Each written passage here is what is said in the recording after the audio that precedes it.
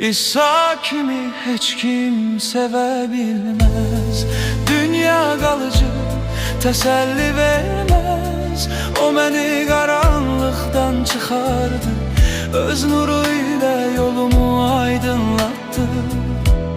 İsa kimi heç kim sevebilmez. Yıkıldığım anlarda beni kaldıran odur. Tenha gecelerimde yanımda olan odur.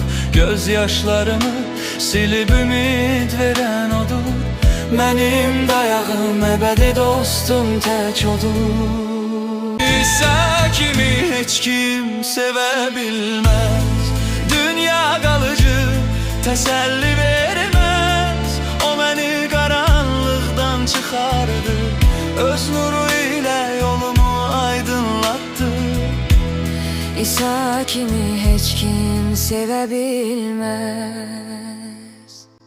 Gedin və mən qurban deyil, mərhəmət istəyirəm. Sözünün mənasını öyrənin.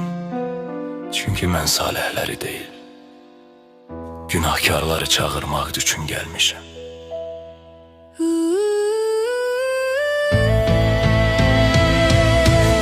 İsa kimi heç kim sevebilmez. Dünya kalıcı teselli vermez. O beni karanlıktan çıkardı, öz nuruyla yolumu aydınlattı. İsa kimi heç kim sevebilmez.